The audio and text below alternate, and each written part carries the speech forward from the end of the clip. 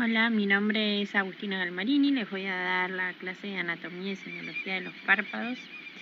La idea de esta presentación es que veamos el conjunto de signos y síntomas de cada patología y qué maniobras podemos hacer para evaluar a los pacientes con patología palpebral, ¿sí? La idea no es que veamos cada patología en detalle, su clasificación o su tratamiento, eso lo van a ver más adelante. Vamos a empezar con un poco de la anatomía. Recuerden que los párpados son estructuras musculomembranosas que tienen diferentes funciones, entre ellas la protección del globo ocular, la formación de la lágrima y distribución del film lagrimal con cada parpadeo. La glándula lagrimal es exprimida y esas lágrimas se distribuyen de superior a inferior y de lateral a medial hasta desagotarse por la vía lagrimal. Bueno, los límites son los correspondientes a la órbita, ¿sí? O corresponden a los rebordes orbitarios, y por arriba vamos a tener la ceja o el surco órbito-palpebral superior, y inferiormente el surco órbito-palpebral inferior o la mejilla. Y están separados los párpados superiores e inferiores por la hendidura palpebral. Estos pliegues, si me interesa que lo sepan, igual vamos a seguir charlando, pero son los pliegues cutáneos o el pliegue de la belleza, ¿sí? Tenemos el pliegue superior y el pliegue inferior. Ambos están formados por fibras que envían dos aponeurosis y se insertan en dermis. El superior está formado por las fibras de la aponeurosis del músculo elevador y su altura habitual es de 8 a 10 milímetros del borde libre, digamos, y el pliegue inferior está formado por las prolongaciones de la fascia capsulopalpebral y la altura es de 4 a 5 milímetros del borde libre inferior. Además podemos medir la longitud de la hendidura palpebral, que tiene 30 milímetros, y la altura de la hendidura palpebral, que sí varía entre 9, o sea, es 9 milímetros más o menos 1, entre 8 y 10. Vamos directamente con las capas del párpado. Son 7 capas y vamos a empezar con la piel. La piel del párpado es una piel muy finita, muy delgadita, muy vascularizada, ¿sí? Y que tiene en algunos sectores, como en la región preseptal, una unión laxa, y en la zona pretarsal una unión muy firme. Y después tenemos esta distinción que yo les mencioné, que son la inserción de estas prolongaciones, la aponeurosis del elevador del párpado a la piel, que forman el pliegue cutáneo superior e inferior. Como detalle, no presentamos tejido celular subcutáneo a nivel del párpado como en el resto del cuerpo. Los músculos protractores son los músculos que se van a ocupar del cierre palpebral, y entre ellos tenemos el orbicular, que está marcado con la letra C, el músculo corrugador, que está en verde, y el músculo piramidal de la nariz, que está en rosa. La orbicular de los párpados tiene 3 porciones: la orbitaria, que es totalmente voluntaria, o sea, la manejamos nosotros, el párpado de esa zona; la preseptal y la pretarsal, ¿sí? Esas son involuntarias, está inervado por el séptimo par craneal, y es el principal protractor, es el principal ocupado de cerrar los párpados. Después tenemos el corrugador y el piramidal, que son accesorios. El corrugador es el que su contracción hace que las cabezas de las cejas se junten hacia la línea media, y es por eso que es el que forma las arrugas verticales de la glabela. Y el piramidal de la nariz tracciona la cabeza de las cejas hacia abajo y es el que genera estos pliegues horizontales a nivel de la glabela, ¿sí? Cuando tratamos con Botox estamos tratando uno u otro. Es como lo básico para cualquiera que vaya a hacer un tratamiento con toxina en la región periocular, saber cuál es el músculo que genera cada arruga, porque no todos tenemos las dos arrugas. En cuanto al septum orbitario, que vendría a ser la tercera capa, es una fina capa fibrosa que su función principal es que separa todo lo que es estrictamente palpebral de lo que es estrictamente orbitario, y es por eso que es una barrera ante infecciones y ante hemorragias. No es lo mismo tener una hemorragia, un supermoretón en el párpado superior, o tener un hematoma retrovulvar, ¿sí? Está marcado acá en azul. Si se fijan, se funde con el tarso, ¿sí? Se funde con las fibras de la aponeurosis y se funde así también con el periósteo. A su vez hacia abajo se va a fundir con la fascia cápsulo-palpebral, con el tarso también y con las fibras del periósteo. Entonces es una capita completa. ¿Qué pasa con los años? Esta capa fibrosa se atrofia y eso hace que todos los tejidos que están por detrás prolapsen un poquito. Y ahí es cuando aparecen las bolsas grasas en los pacientes más grandes y hay gente que lo tiene por un factor genético de más joven.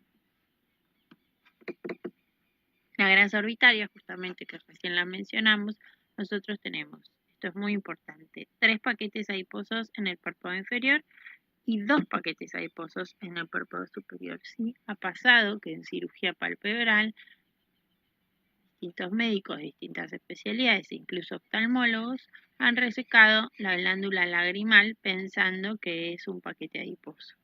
La realidad es que acá se ve gris y acá amarillo, pero en la vida real los colores son mucho más similares, ¿sí? Incluso el paquete adiposo interno no tiene el mismo color que el paquete adiposo central. Este es amarillo bien blanquito y este es un amarillo yema de huevo en general.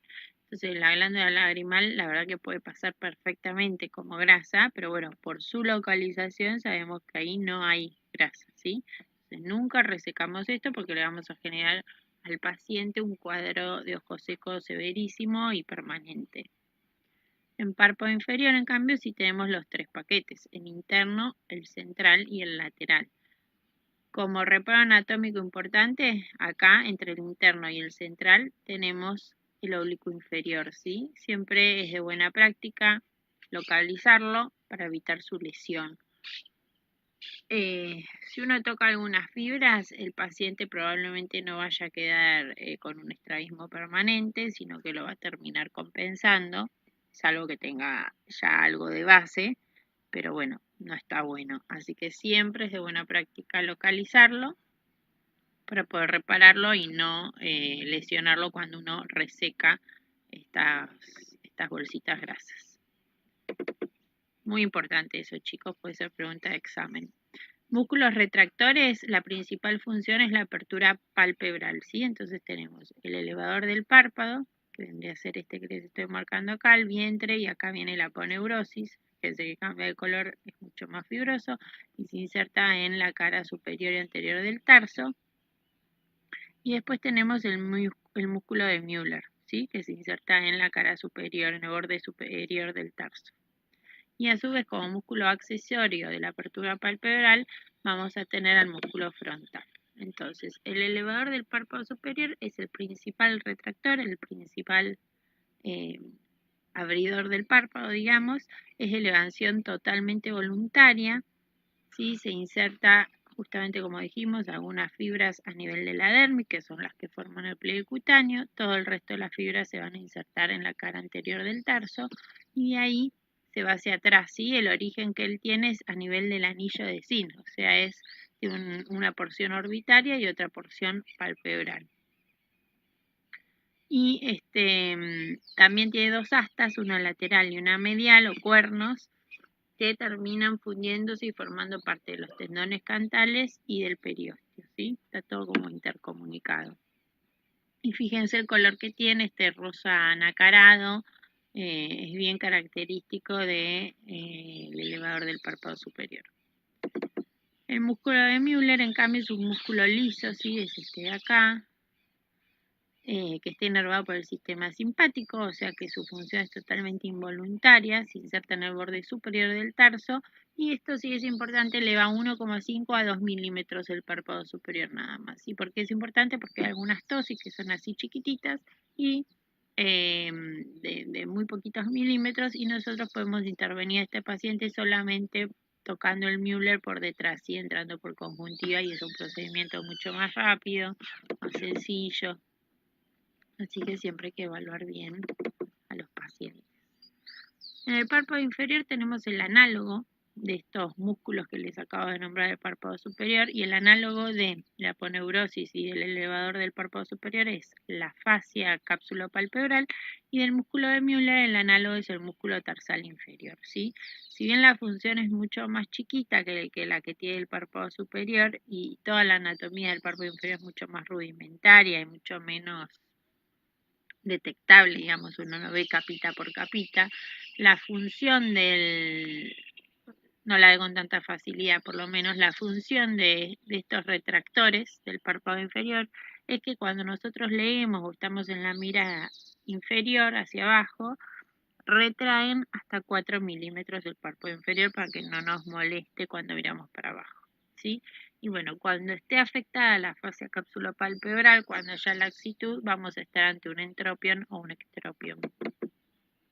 El músculo frontal es un elevador débil que está inervado por el facial, y la importancia que tiene es que los pacientes con una tosis muy importante van a estar abriendo los ojos prácticamente con este músculo solo. Entonces, por ejemplo, son pacientes a los que nunca jamás hay que ponerles toxina botulínica, porque les contrarrestamos totalmente el único músculo, ¿sí? Le abolimos el único músculo que está haciendo algo para elevar los párpados.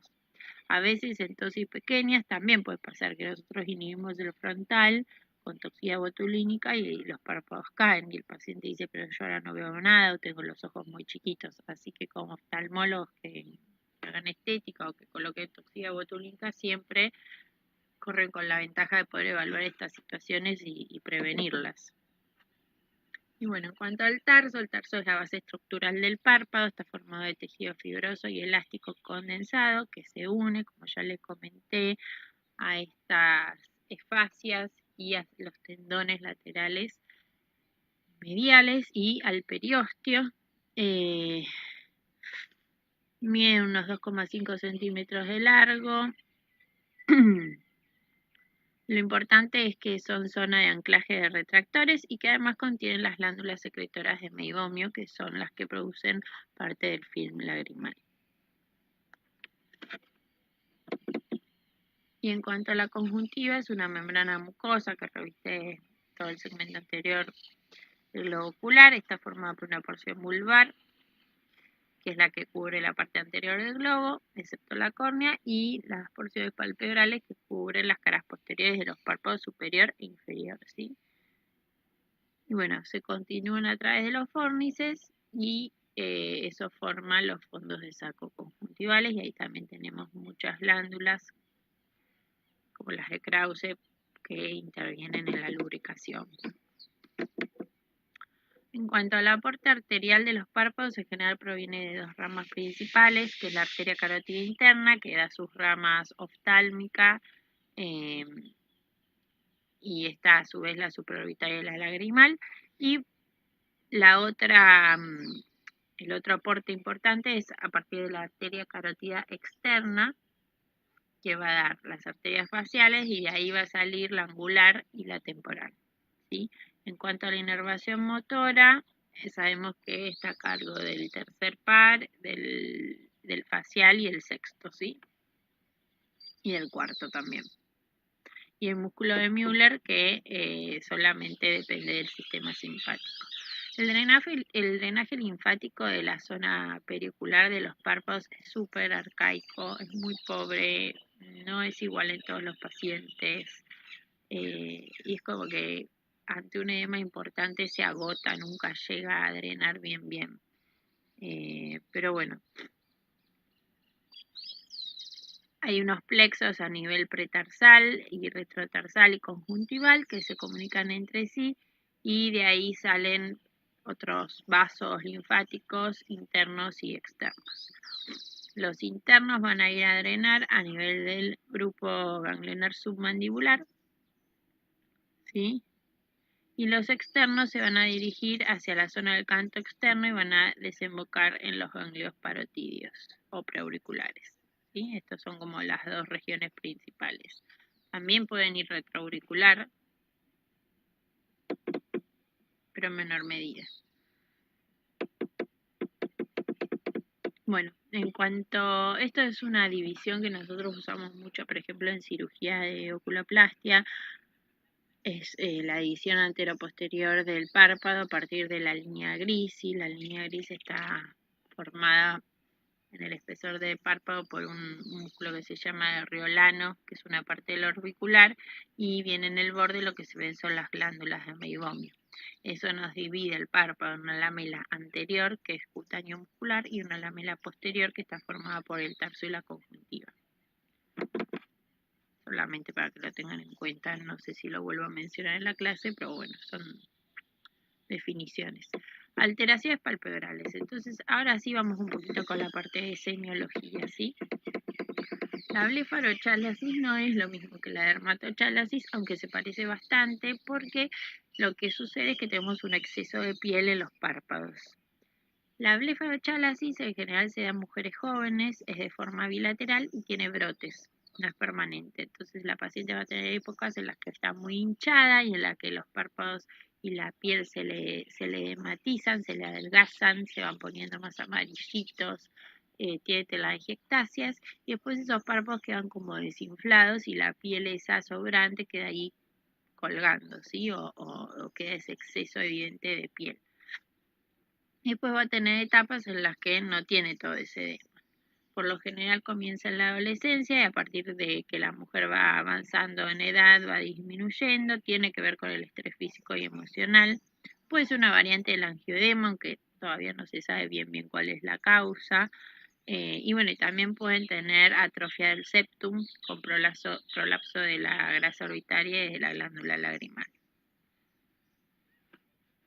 Sí, ¿cómo nos damos cuenta? Y bueno, por la edad más que nada. Mujer joven no va a tener dermatochalasis. Entonces, ¿qué hacemos? En general empezamos a preguntar si tiene episodios de alergia o de edemas muy repetidos. Si nos dice que sí, tenemos siempre que descartar una oftalmopatía disquiroidea, que también puede dar edema y congestión a nivel periocular. Así que pedimos un laboratorio general. Vamos a descartar todas las autoinmunes y la tiroides. Y si vemos que el laboratorio es normal, ahí ya sospechamos que es una blefarochalasis. Es un diagnóstico de exclusión. Después tenemos la dermatochalasis. La dermatochalasis se da por la edad, ¿sí? Se va atrofiando el septum y los tejidos, se van estirando y se genera ese exceso de piel, pero sin todos estos cuadros de edema, estos brotes con edema, con dolor, ¿sí? Simplemente va sucediendo muy gradualmente hasta que cada vez es mayor, y en general la indicación de cirugía de estos pacientes es alteración en el campo visual, superior y temporal, problemas en la lectura, porque a veces cuando leen el peso que genera esta piel sobre el párpado superior hace que descienda, ¿sí? Al principio pueden leer bien y después ya les empieza a molestar, y la tosis de pestañas. Esta piel, este repliegue de piel es tan grande y tan pesado que hace que las pestañas se vayan para abajo. Incluso también la laxitud de esta lamela anterior pierden sostén, y entonces al quedar como flojita la piel, ¿sí? Como algo que nos ponemos que nos queda grande, las pestañas también cambian la dirección y se van hacia abajo. Estas son las indicaciones de la cirugía, ¿sí? De la blefaroplastia. Obviamente que también está la estética, pero bueno, estas son indicaciones reales y cualquier obra social debería cubrirlas. Vamos con las malposiciones palpebrales, ¿sí? La estrella va a ser la tosis. ¿Qué es la tosis o blefarotosis? La posición anormalmente baja del párpado superior. Para dividirla en dos grandes grupos tenemos la adquirida, que la vamos tomando con el tiempo, y la congénita desde el nacimiento. Hay varias mediciones básicas para evaluar a un paciente con tosis, ¿sí? No solamente tenemos que hacer el diagnóstico de que hay una tosis, sino además qué tipo de tosis es y evaluar el grado de esta tosis, y en base a eso definir un tratamiento correspondiente. Así que, en primer lugar, para realizar adecuadamente estas cinco mediciones, lo que tenemos que hacer es sentar al paciente, sentarnos nosotros enfrente, ¿sí? Los ojos tienen que estar en posición primaria de la visión, no puede estar mirando hacia arriba, no puede estar mirando hacia abajo.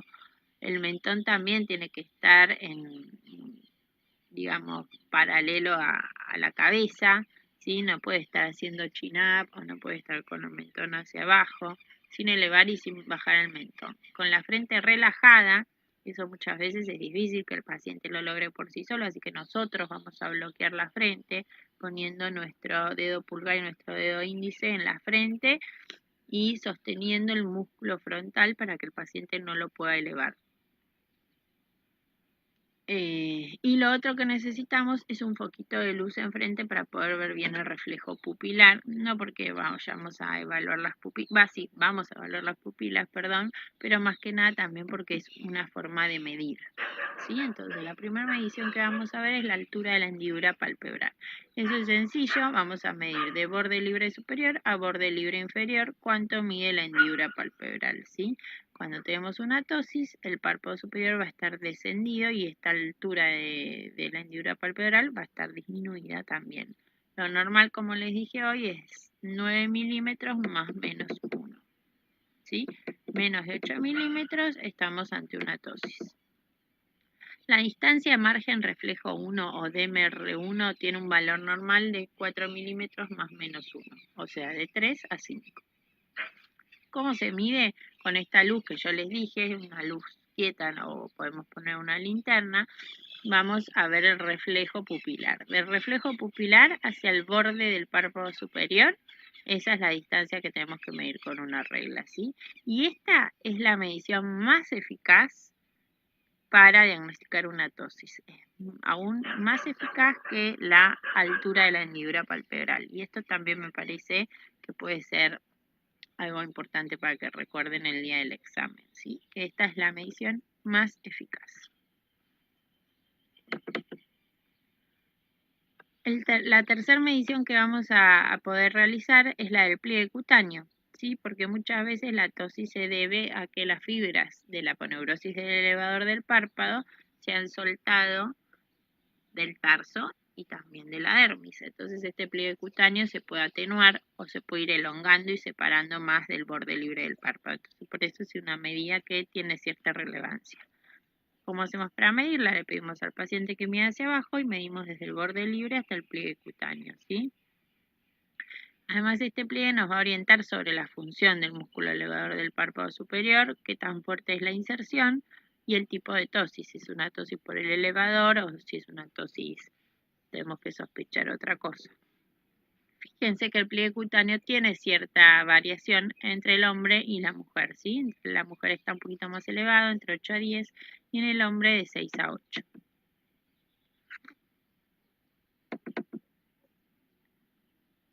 Bueno, ¿dónde va a estar ausente el pliegue cutáneo? Por ejemplo, o atenuado en las tosis congénitas. En cambio, en general en las adquiridas, sí que son por una tosis de tipo senil, lo que sucede es que hay una dehiscencia de la aponeurosis del elevador del párpado, se van estirando las fibras y entonces el pliegue está elongado, está más arriba de lo que debería estar. Esta también es una medición muy importante, la FEPS, y lo que nos hace es justamente medir la función del elevador del párpado superior. Y esta nos dice si es una tosis de origen muscular del elevador del párpado superior o si es una tosis de otro tipo. ¿Cómo hacemos? Le pedimos al paciente que mire hacia abajo, ponemos la regla, bloqueando el frontal, y ahora le pedimos al paciente que mire hacia arriba, ¿sí? Y todo lo que se movió, digamos, el párpado del 10 en este caso, hacia el borde libre del párpado, ¿sí? Todo lo que excursionó ese párpado superior desde que miró hacia abajo hasta que miró hacia arriba, nos habla de la función del elevador del párpado superior. Lo normal, ¿sí? Es que sea, por lo general uno lo que prefiere es que sea mayor a 10, ¿sí? Pero entre 8 y 15 es buena, entre 5 y 7 es regular y menor de 4 es pobre. Hoy no vamos a entrar en estos detalles, pero saber si la función del elevador del párpado es buena, regular o pobre nos va a definir la cirugía, si vamos a operar o vamos a trabajar sobre la aponeurosis del elevador del párpado o si tenemos que hacer una suspensión al frontal o un flap del frontal, o si tenemos que hacer una resección de la aponeurosis del elevador del párpado, un acortamiento. Entonces, bueno, todas esas cosas las vamos a tener en cuenta según estas medidas, así que son bastante importantes también. Y el signo de Bell y la ley de Hering. El signo de Bell es el movimiento ocular hacia arriba que hace el ojo y hacia afuera cuando el paciente cierra los ojos, ¿sí? Eso lo evaluamos pidiéndole al paciente que cierre los ojos y le levantamos el párpado. Esta foto no es característica porque la chica esta tiene un acortamiento, ¿sí? A nivel de los párpados. Pero bueno, la idea es que cuando nosotros le levantamos el párpado al paciente y le pedimos que mire, que cierre los ojos, el globo ocular se vaya hacia arriba y hacia afuera, ¿sí? Es una forma de proteger la córnea. Y es súper importante cuando nosotros operamos una tosis, que si el paciente lo tiene nos va a permitir elevar más el párpado. Y si el paciente no lo tiene, no vamos a poder elevar tanto ese párpado porque probablemente a la noche no lo pueda cerrar bien y le podemos traer problemas en la córnea. Y en cuanto a la ley de Hering, nosotros sabemos que cuando un músculo realiza un movimiento en determinada dirección, el impulso nervioso que este manda al cerebro es igual al que el cerebro le envía al músculo sinergista del ojo contralateral, ¿sí? Entonces, traduciéndolo a nivel de esta evaluación de tosis, cuando nosotros tenemos una tosis y levantamos uno de los párpados, como pasa en esta chica en el ojo derecho, el cerebro entonces manda la información y el impulso nervioso como para volver a bajarlo o contrarrestar esa fuerza que viene de afuera. Como nosotros estamos sosteniendo el párpado superior, lo va a producir en el párpado del ojo contralateral, y es por eso que lo que nosotros evaluamos cuando hay un Hering positivo, lo que nosotros vemos es que levantamos un párpado y el otro cae. Esto nos está hablando de que en pacientes con una tosis unilateral, si los operamos de un solo ojo, terminada la cirugía, el párpado del otro va a caer. Entonces, muchos cirujanos preferimos operar los dos párpados en simultáneo en esos casos, explicando al paciente previamente que el párpado sano también lo vamos a tocar. Otros prefieren que cuando caiga se hace la cirugía, ¿sí? Pero bueno, es importante saberlo para anticiparnos y explicarle al paciente. Acá no es que voy a hablar un montón de cada tosis, ¿sí? De cada tipo de tosis, pero bueno, sepan que hay muchos grupos causales y sí les voy a nombrar las diferencias que tenemos en unas y otras, ¿sí? En la aponeurótica o senil, que es la más frecuente, es por dehiscencia. Entonces acá lo más característico es que el pliegue cutáneo va a estar elevado o un poco desdibujado, ¿sí? Tengan en cuenta que suelen aparecer post-trauma, postquirúrgico, después de una cirugía de cataratas o de retina, y el uso crónico de lentes de contacto también genera una tosis senil o aponeurótica. Y pueden dar este aspecto enoftálmico, ¿sí? Un falso enoftalmos. En cuanto a la mecánica, sepan que hay lesiones palpebrales o orbitarias que pueden generar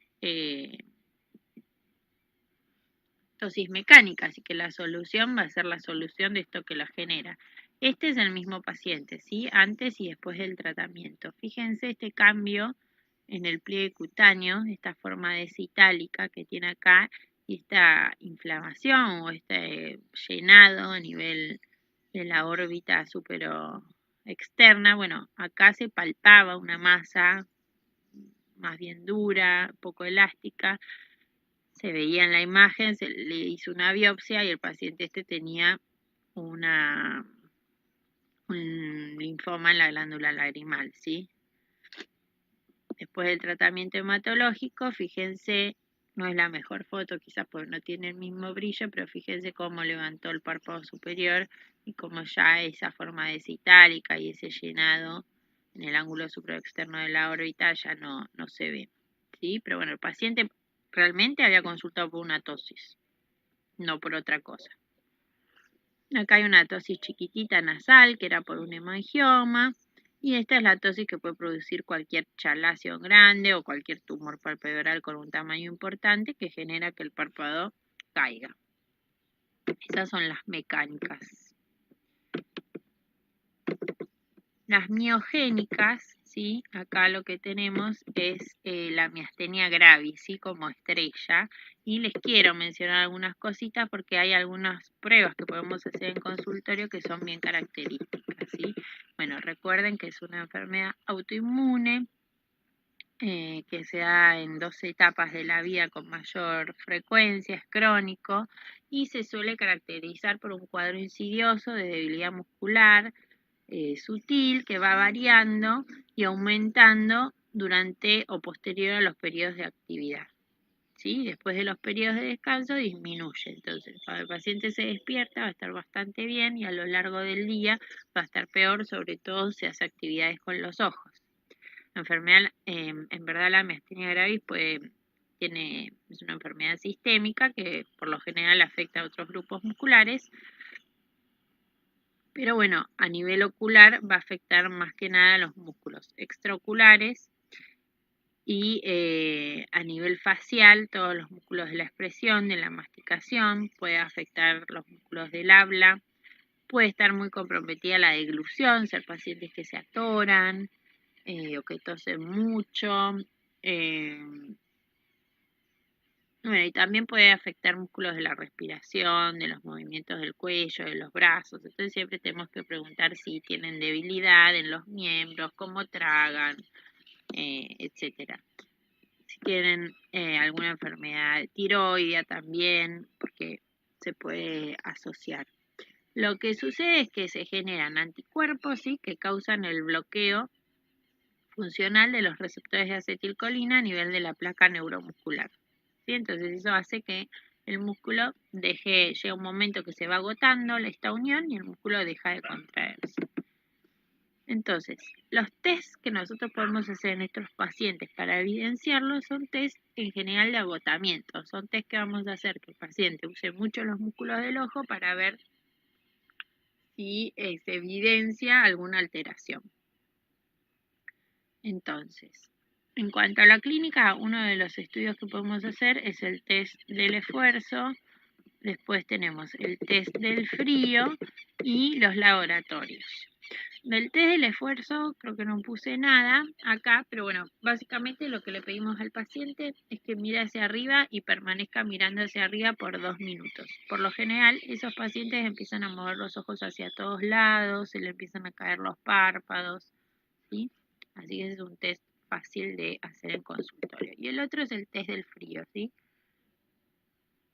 ¿Qué sucede con el frío? El frío reduce la actividad de la acetilcolinesterasa.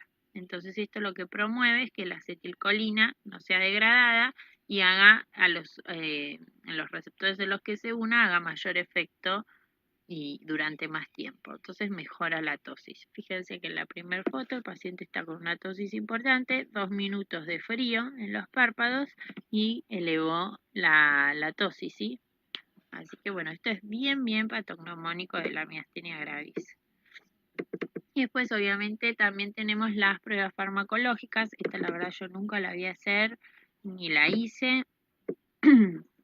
Es el test de Tensilon, ¿sí? Lo que se hace es utilizar una sustancia que es de acción anticolinesterasa, que es el hidrofonio, y esto impide la descomposición de la acetilcolina. O sea, el mecanismo de acción es similar. Se administra endovenoso y bueno, y se evalúa al paciente, ¿sí? Fíjense que esto es un trabajo, no es mío, pero bueno, fíjense cómo estaba con tosis, con alteración en los movimientos oculares, y en el primer renglón, y en las imágenes de abajo, cómo mejoró la tosis, cómo mejoró la elevación del ojo y la mirada hacia abajo, ya no es tan asimétrico, y eso fue después de este test.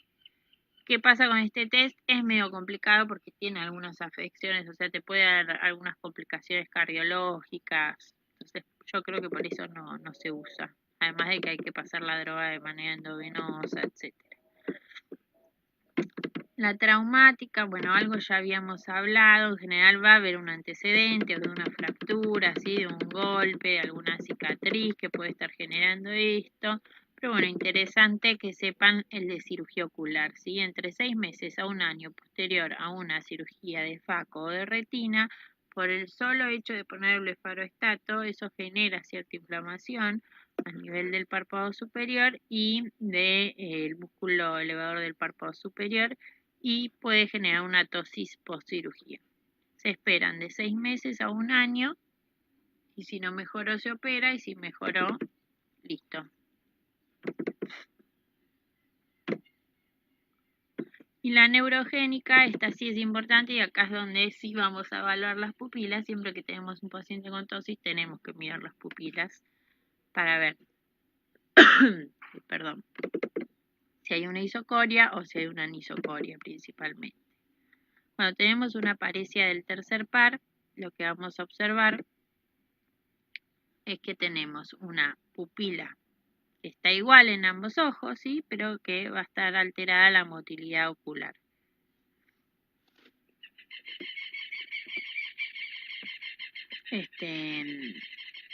Bueno, entonces, ¿qué va a pasar con el ojo? Se va a desviar hacia afuera y hacia abajo por la acción no inhibida del músculo recto externo y del oblicuo mayor. Cuando tenemos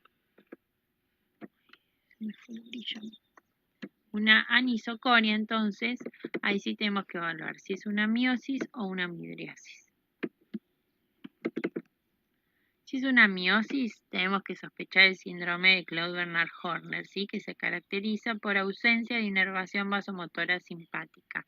En general se presenta como una tosis unilateral con miosis y disminución de la sudoración, homolateral.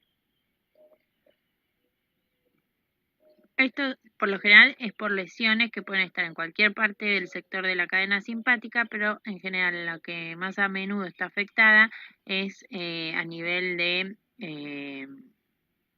o sea, es por los tumores apicales del pulmón, ¿sí? Los tumores de Pancoast. También las aneurismas de aorta torácica. Además, en chicos siempre tenemos que descartar neuroblastoma. Pero bueno, por eso, siempre que tenemos un síndrome de Claude-Bernard Horner, lo que tenemos que hacer es pedir estudios por imágenes de tórax y espinales, ¿sí? Para descartar estas patologías. Y acá está la gran urgencia oftalmológica, que es cuando tenemos la paresia con la midriasis, ¿sí? Y ahí lo que tenemos que sospechar es el aneurisma de la comunicante posterior. Esto es porque hay un crecimiento, una ruptura de un aneurisma de la comunicante posterior y produce una compresión externa en el tercer par, ¿sí? Puede asociarse a cefaleas frontoorbitarias y acá siempre hay que pedir una angioresonancia, internar inmediatamente al paciente y hacer interconsulta con un neurocirujano, ¿sí? En cuanto a la tosis congénita, fíjense más que nada las características que la diferencian de las otras, ¿sí? Vamos a tener una altura de la hendidura disminuida, vamos a tener un pliegue atenuado, eso siempre, porque acá lo que sucede es distinto. Las fibras musculares fueron reemplazadas por tejido adiposo por lo general. Entonces son músculos que son débiles desde el primer momento.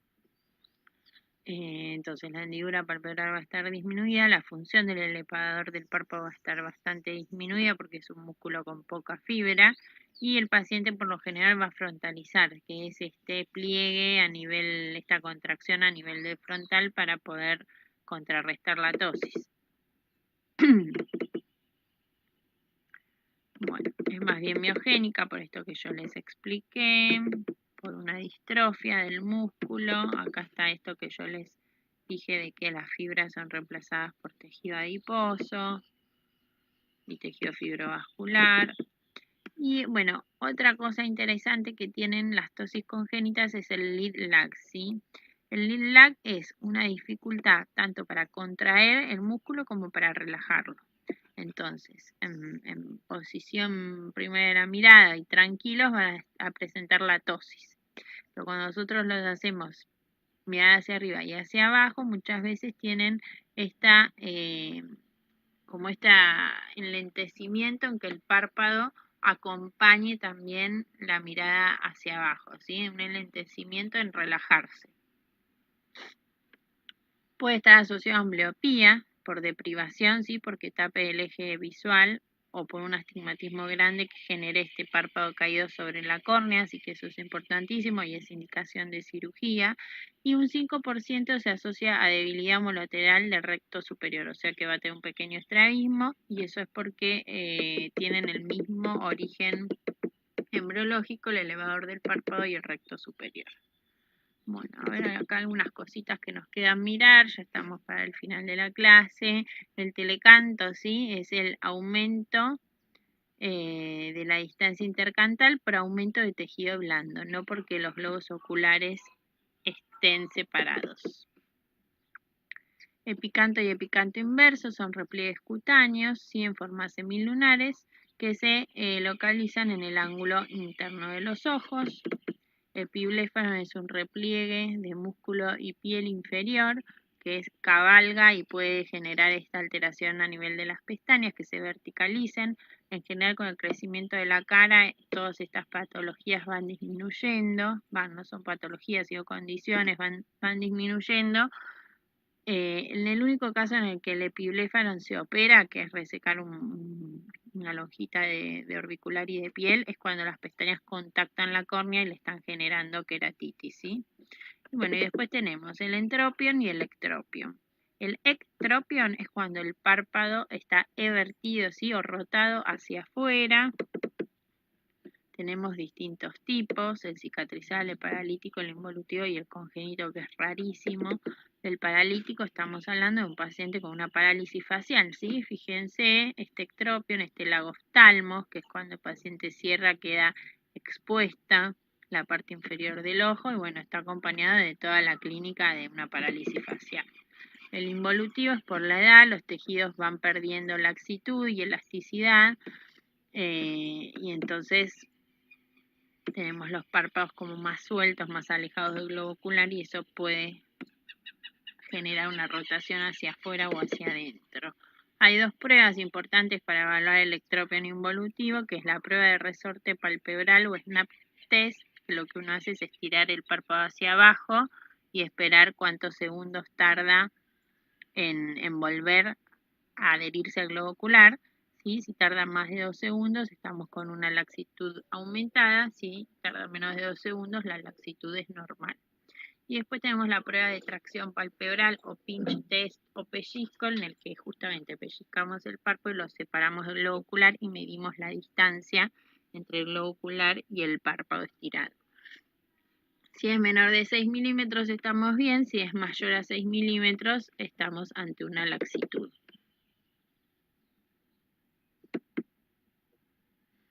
Creo que este es un video de esto mismo, entonces ahí hacemos el snap test.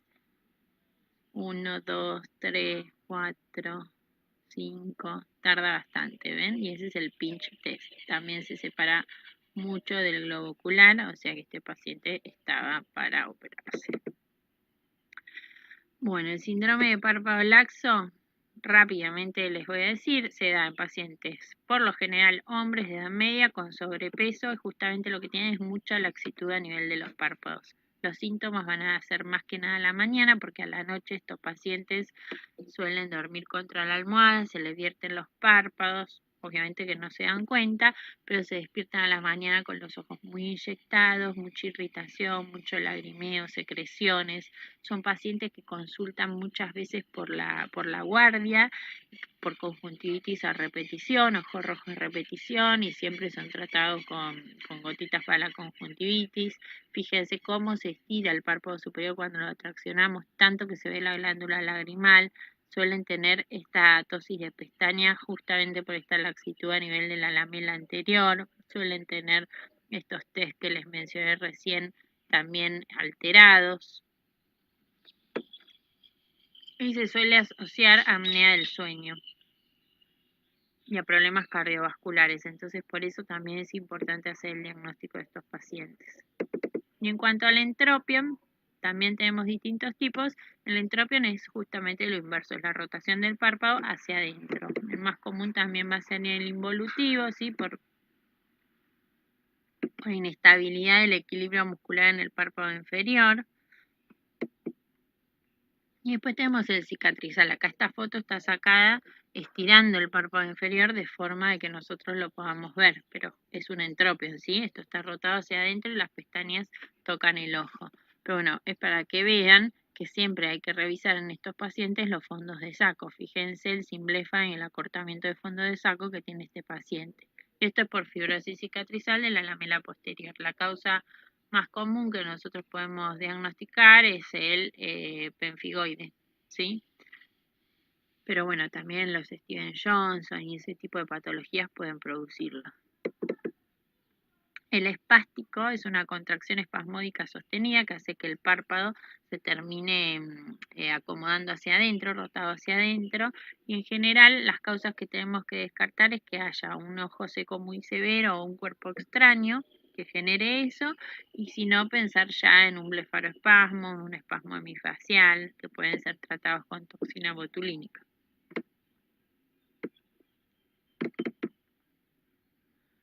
Bueno, y en cuanto a las lesiones palpebrales, sí, para determinar si una lesión es maligna, bueno, obviamente tenemos que tener los factores de riesgo, pero también tenemos como 7 cositas a las que le tenemos que prestar atención, porque son signos de malignidad. Si la zona de la lesión tiene pérdida de pestañas, eso no es habitual. Si está ulcerada, si está endurada, si es irregular el borde del párpado, ¿sí? Si hace como un sacabocados o al revés, hace una elevación, si los bordes están perlados, si hay telangiectasias y si hay pérdida de la arquitectura del margen palpebral. Todas estas son características de malignidad y esa lesión merece ser biopsiada. Acá tienen algunas imágenes, ven cómo está alterada la arquitectura del párpado, como acá se ve esta depresión y esta especie de úlcera, acá también. Acá hay pérdida de pestañas, y esto es un sebáceo. Así que bueno, siempre que tengan este tipo de alteraciones, hay que sospechar en un carcinoma. Bueno, y más o menos ahí les di un pantallazo de lo que hay que buscar, pensar y ver en los pacientes. Uy, justo a tiempo. Así que bueno, espero que les sirva y muchas gracias por su atención. Ese es mi mail. Cualquier duda me preguntan. Hasta luego.